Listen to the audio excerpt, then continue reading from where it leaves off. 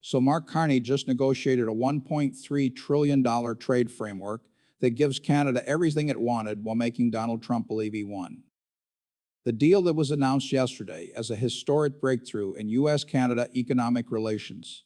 The agreement that Trump is calling the greatest trade victory of his presidency, the framework that Fox News is describing as proof that Trump's hardline tactics deliver results, is actually a masterclass in diplomatic maneuvering.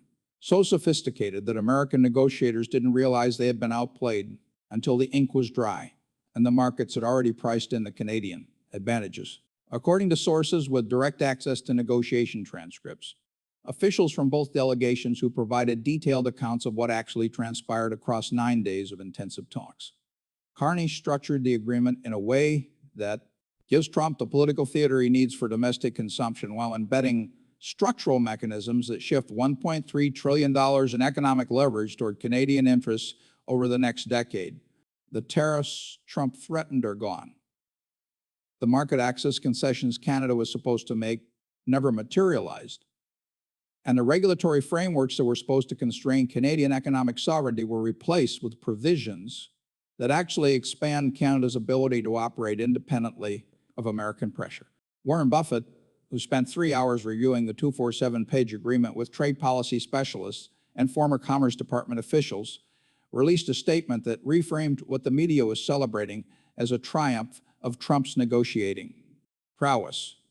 In 62 years of studying complex negotiations, Buffett said, "I have never seen a more elegant example of one side giving the other exactly what they think they want while quietly securing everything they actually need."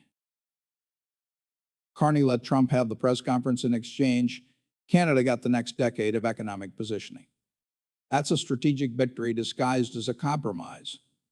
When you hear what Carney actually secured in the agreement, the specific provisions that American negotiators either didn't understand or didn't recognize as significant until it was too late, and the exact mechanisms through which this framework will reshape North American trade architecture in ways that benefit Canada far more than the United States, you'll understand why senior Republican trade advisors are privately expressing concerns that this deal may be the most consequential strategic mistake of Trump's economic policy legacy. Hit subscribe because this is the analysis the official celebrations are deliberately obscuring. Let me give you the full context because this agreement didn't emerge from goodwill or mutual compromise. It was a direct result of a 6-month economic confrontation that had pushed both nations to the edge of a trade war. Neither could afford, but only one was actually prepared to fight. Trump had spent months threatening comprehensive tariffs, escalating rhetoric about Canadian trade practices, and publicly pressuring Carney to accept American terms or face economic consequences. The pressure campaign had been relentless, carefully choreographed to create maximum psychological and economic impact, designed to create panic in Canadian markets, fear among provincial premiers dependent on cross-border commerce, and political pressure on Carney to capitulate before the damage became irreversible. The architecture of Trump's campaign was straightforward, almost textbook in its application of economic coercion theory. Start with public threats broad enough to create general anxiety but vague enough to keep everyone guessing about specific targets, then escalate with concrete examples, name specific industries, cite dollar figures, mention timelines, make the threat feel imminent and unavoidable. Follow with supportive messaging from cabinet officials, Commerce Department briefings emphasizing Canadian trade practices that hurt American workers, Treasury statements about economic impacts, Energy Department analysis claiming Canadian energy policies disadvantage U.S. consumers, build a public narrative through friendly media outlets that frames any Canadian resistance as unreasonable, any attempt to negotiate as weakness, any suggestion that Trump might be overreaching as unpatriotic, create an environment where the only acceptable outcome is Canadian capitulation, and where any other result can be portrayed as Canadian aggression against American interests.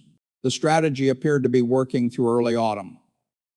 Canadian business associations were issuing statements calling for urgent negotiations, not because they believed Trump's specific claims about trade imbalances were accurate, But because prolonged uncertainty was already beginning to impact investment decisions and supply chain planning, manufacturing sector representatives were expressing alarm about supply chain disruptions, reporting that American clients were already beginning to diversify sourcing away from Canadian suppliers as a precautionary measure.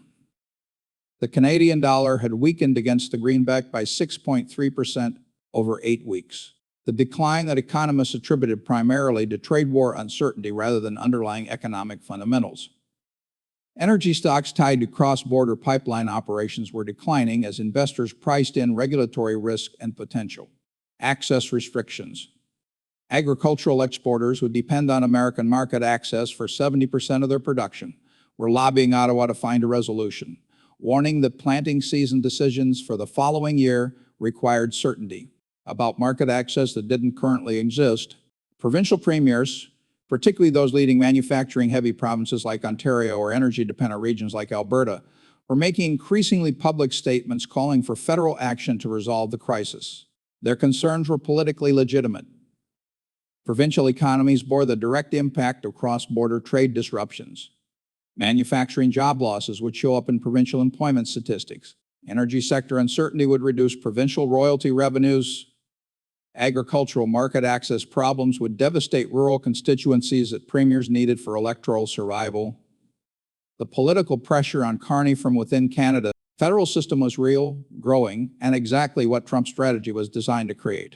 Every metric suggested that the economic pressure was real, that Trump's threats were creating genuine pain, that Carney was running out of time and political capital to resist American demands. Financial media was running daily coverage analyzing Canada's vulnerability, quantifying the percentage of Canadian exports dependent on U.S. market access, modeling the fiscal impacts of various tariff scenarios on provincial budgets, interviewing business leaders who called for pragmatic compromise.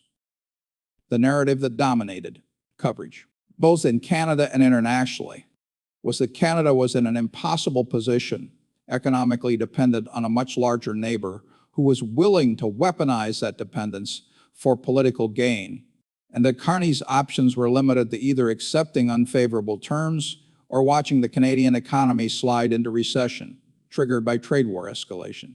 What Trump and his advisors fundamentally misread was that Carney wasn't panicking during those months. He was preparing.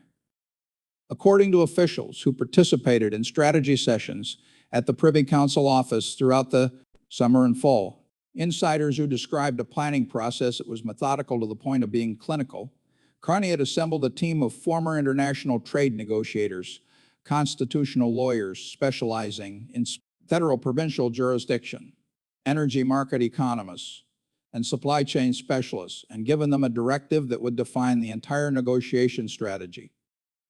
Find every point where Trump needs a political victory more than he needs substantive concessions. Identify every area where symbolic wins can be traded for structural advantages, and build a framework that lets Trump declare triumph while embedding mechanisms that shift actual economic leverage toward Canadian interests over time horizons long enough that American negotiators won't recognize what they've conceded until implementation begins. The team worked in deliberate secrecy, conducting analysis that never appeared in briefing documents that might leak, never sharing strategic insights with provincial governments that might inadvertently signal Canadian priorities to American intelligence gathering, never allowing any public indication that Canada had a coherent counter-strategy beyond standard defensive trade policy. While American negotiators watched Canadian markets show signs of stress and interpreted that volatility as evidence that their pressure campaign was succeeding, Carney's advisors were constructing one of the most sophisticated negotiation frameworks any G7 nation has deployed in modern economic diplomacy. They identified three fundamental asymmetries in Trump's position that could be exploited. First, Trump needed a deal he could announce before the upcoming election cycle. Needed ably enough that he would accept an agreement that looked like victory in headlines even if the substantive terms were less favorable than what his original demands had specified. Second, American negotiators were operating under political pressure to secure wins in specific high-visibility areas: agriculture, energy, manufacturing. Areas where Trump could point to concrete changes and claim vindication, which meant they might be willing to trade away Advantages in less visible but strategically more important areas like regulatory sovereignty, dispute resolution mechanisms, and long-term capital flow provisions. Third, the sheer complexity of modern trade agreements. 247 pages of technical language, appendices, subclauses, implementation timelines meant that provisions buried in Section XVII, subsection 4, paragraph C, would receive far less scrutiny than headline terms in Section I. By creating opportunities to embed structural advantages in places where American political attention would never focus. Carney understood something that Trump's team either didn't recognize or couldn't operationalize, even if they did.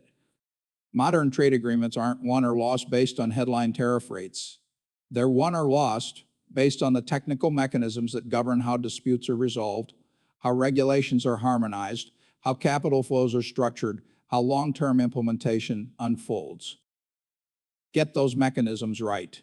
Embed the right language in the right sections, and you can give the other side apparent victories on symbolic issues while securing structural advantages that compound over years.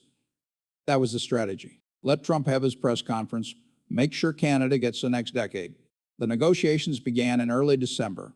9 days of intensive sessions that alternated between Washington and Ottawa, with both delegations operating under media blackout conditions that prevented real-time leaks about what was actually being discussed. The American team came in with maximalist demands. Comprehensive agricultural market access for U.S. producers, regulatory harmonization that would force Canadian environmental and safety standards to align with American preferences, energy export provisions that would guarantee U.S. priority access to Canadian oil and natural gas, dispute resolution mechanisms that would give American companies advantages in challenging Canadian policies. The demands were designed to be aggressive, to establish negotiating positions so extreme that even substantial Canadian concessions would still leave Trump claiming he had forced major victories. Carney's strategy was to concede on visibility and hold on substance. When American negotiators demanded agricultural market access, Canadian representatives agreed to headline provisions that sounded significant: increased quotas for dairy imports, reduced tariffs on specific commodity categories, language about market integration that American farm state senators could point to as wins. But buried in the implementation schedules were timelines that delayed actual market opening for 36 to 48 months, phase-in periods that allowed Canadian producers to adjust operations and maintain competitiveness, and exception clauses tied to food safety standards that gave Canadian regulators ongoing authority to limit imports based on criteria that Ottawa would define.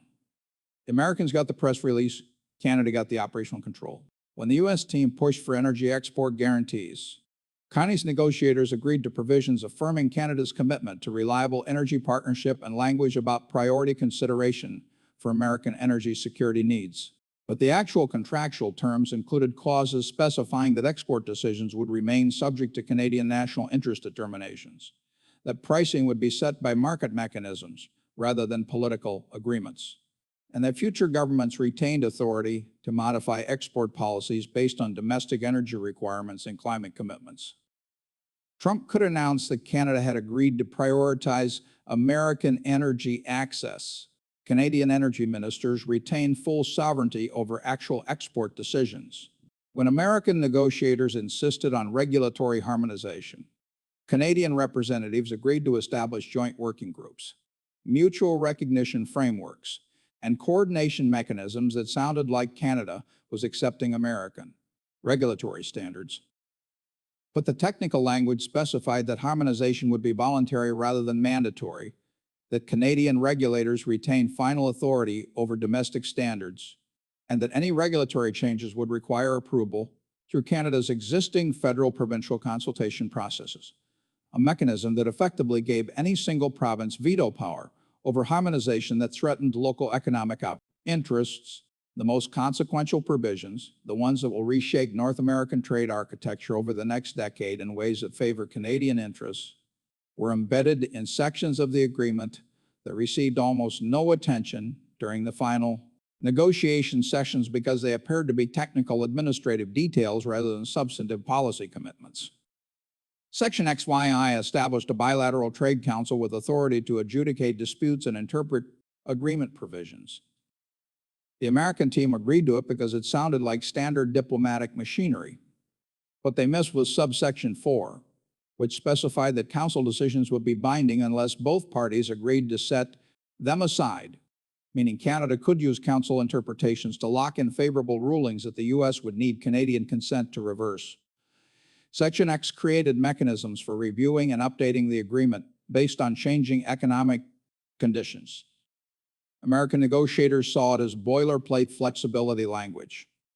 Canadian lawyers saw it as authority to renegotiate terms every 24 months using economic data that Canada's statistical agencies would help compile, giving Ottawa recurring opportunities to adjust provisions in their favor.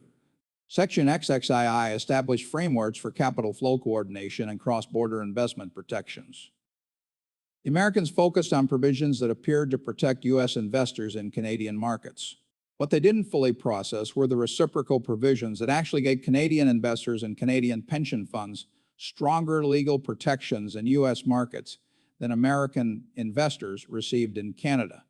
Protections that would make it easier for Canadian capital to operate in American infrastructure, energy, and real estate while creating regulatory hurdles that would slow American capital deployment in Canadian sectors that Ottawa wanted to protect. The agreement was finalized at 3:47 a.m. on the 9th day of negotiations. Both delegations were exhausted. American negotiators were operating under intense political pressure to close the deal before the deadline. Trump had publicly announced. Canadian representatives had instruction from Carney to secure the framework they had designed or walk away, but they were authorized to make cosmetic concessions on language and optics, if that. That's what it took to get American signatures on the structural provisions that actually mattered. The final session ran 6 hours. The American team pushed for last-minute changes to agricultural provisions, wanting stronger language about market access timelines. Carney's negotiators agreed, knowing the timelines would be operationally meaningless because of the implementation mechanisms already embedded in it. Earlier sections, the U.S. delegation requested modifications to energy cooperation language, wanting more explicit commitments about priority access. Canadian representatives accepted the language changes, knowing the national interest clauses they had secured gave Ottawa ultimate authority regardless of what the cooperation provisions said. At 3:47 a.m., the lead American negotiator, a former Commerce Department official who had worked on 3 previous trade agreements, shook hands with his Canadian counterpart, a former Bank of Canada deputy governor who had spent 18 months studying American negotiating patterns, and declared that they had just concluded the most comprehensive bilateral trade agreement in North American history. He was right about that. What he didn't yet realize was which side had actually won. The announcement came 14 hours later. Trump held a press conference in the Rose Garden, flanked by cabinet officials and Republican congressional leaders, and declared that the agreement represented a historic victory for American workers, American farmers, and American economic sovereignty. He described specific provisions on agriculture, energy, and market access.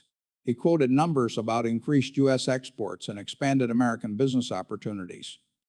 He called it the greatest trade deal ever negotiated between the United States and Canada.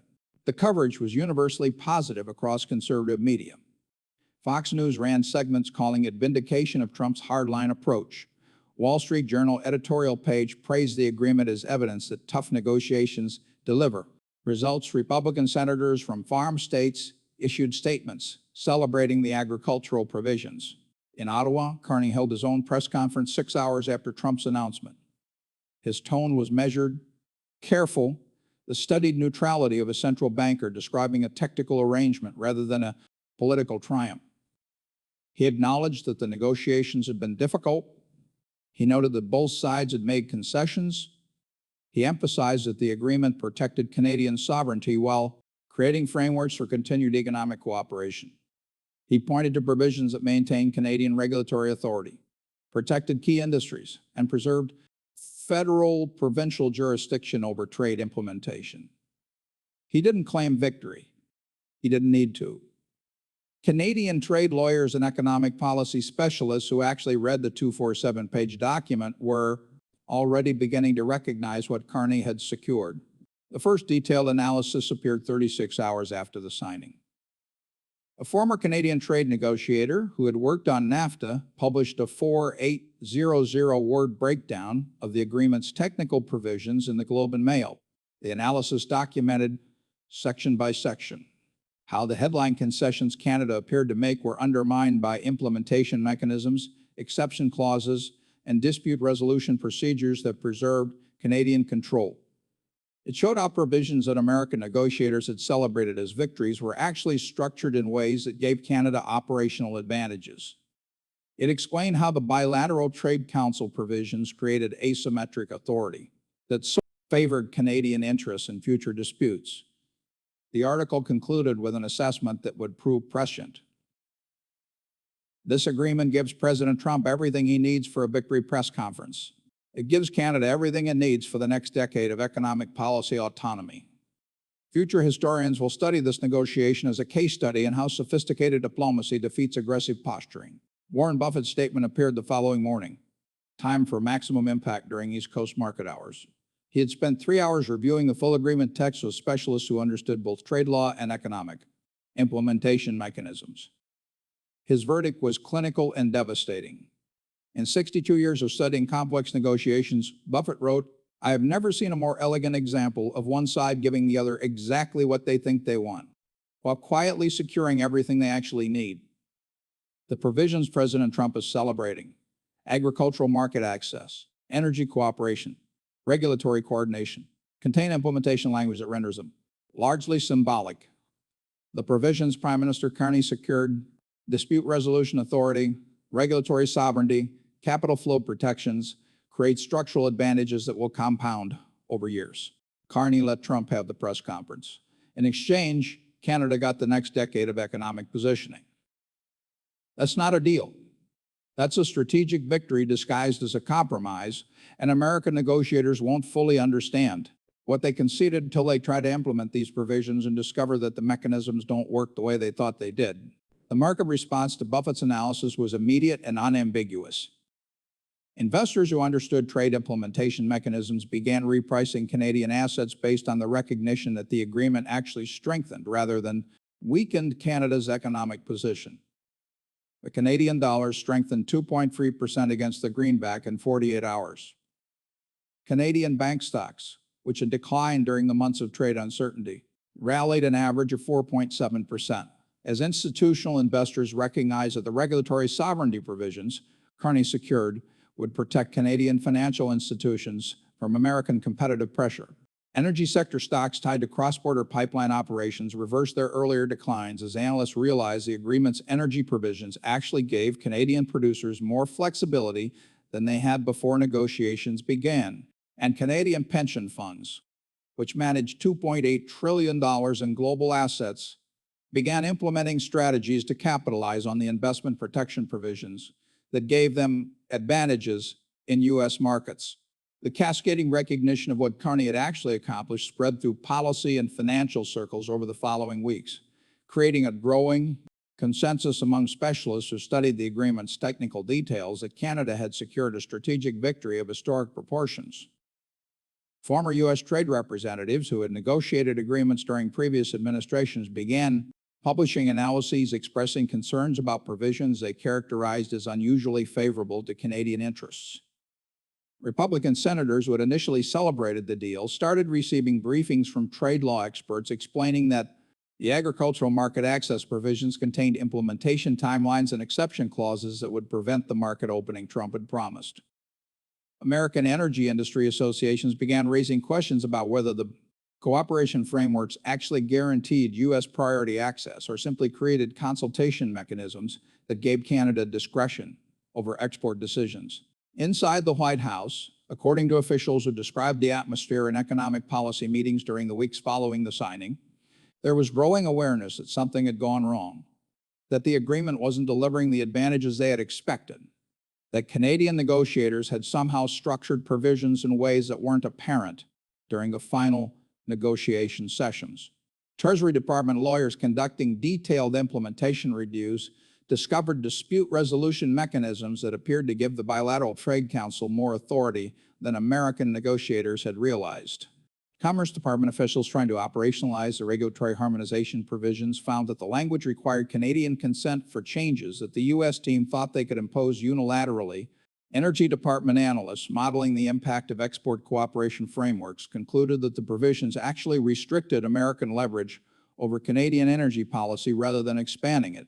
The most damaging revelation came 6 weeks after signing, when the first dispute under the new agreement reached the Bilateral Trade Council.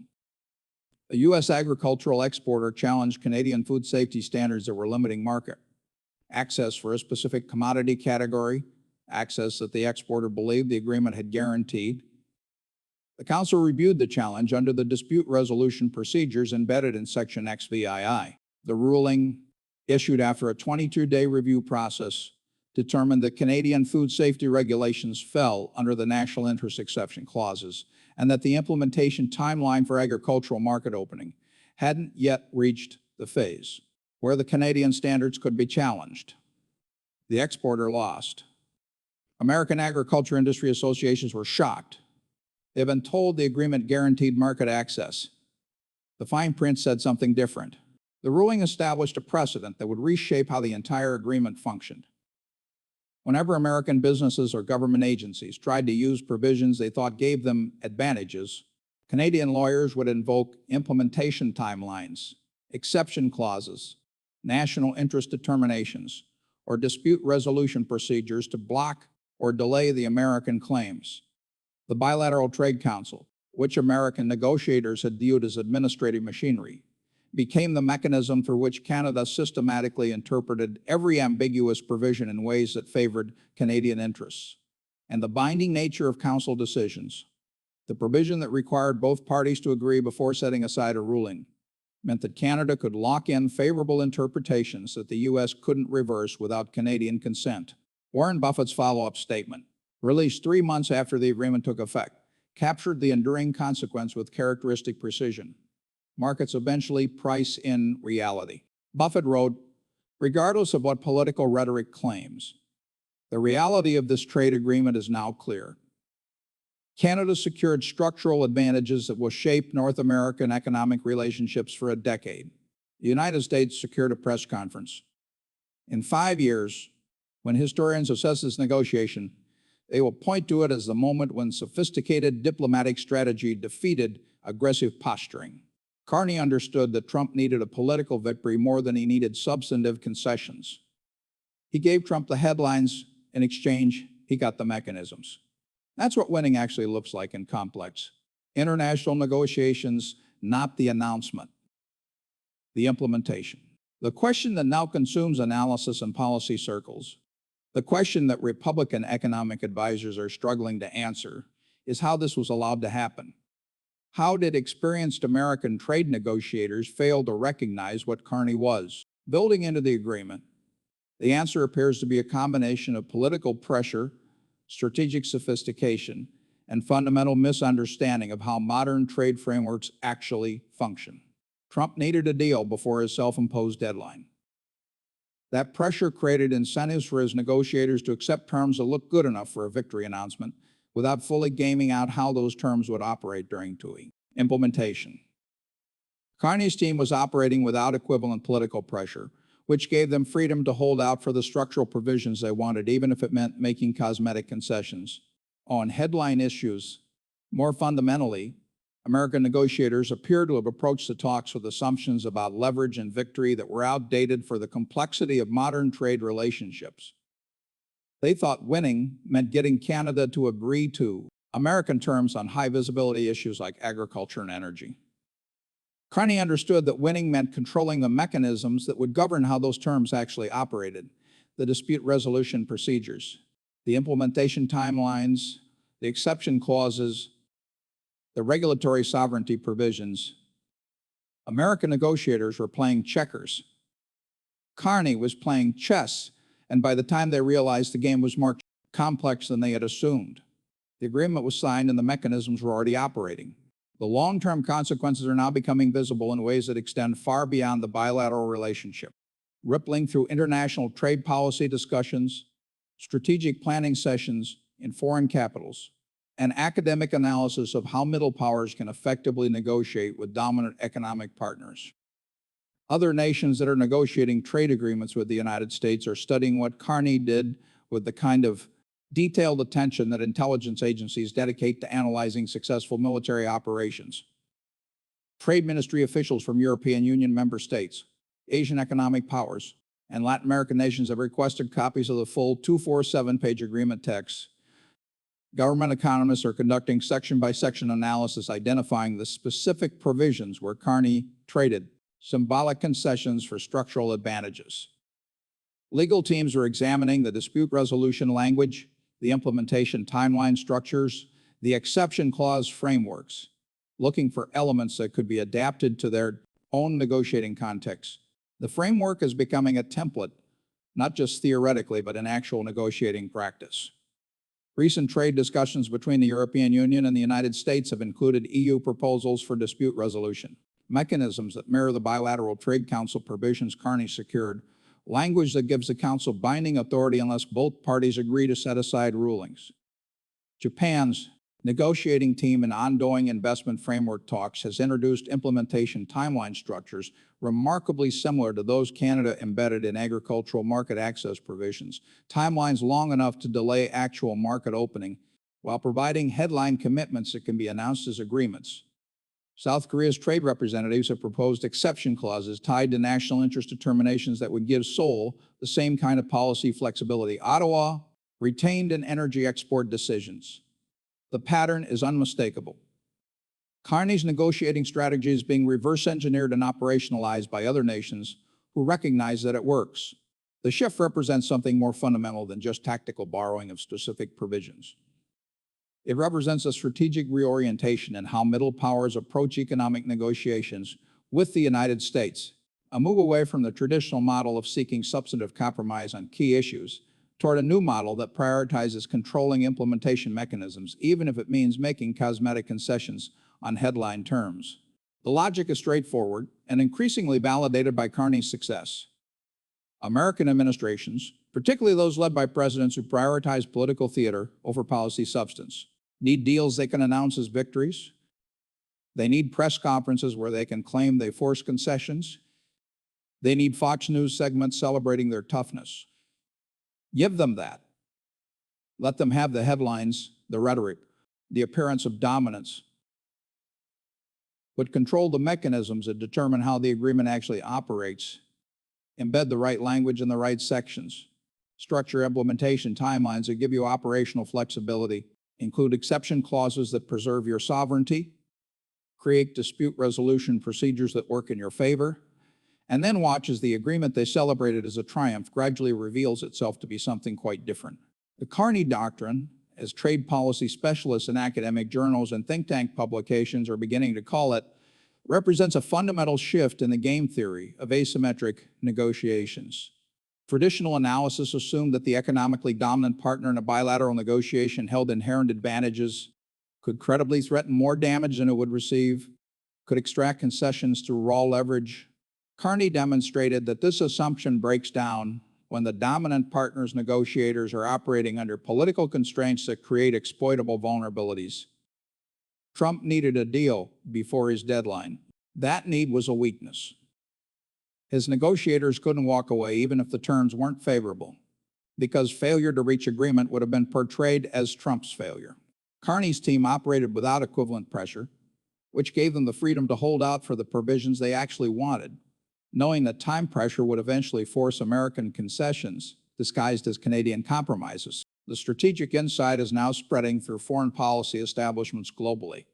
Economic negotiations with the United States under administrations that prioritize political optics over policy substance should be approached with patience, technical sophistication, and willingness to trade symbolic victories for structural advantages.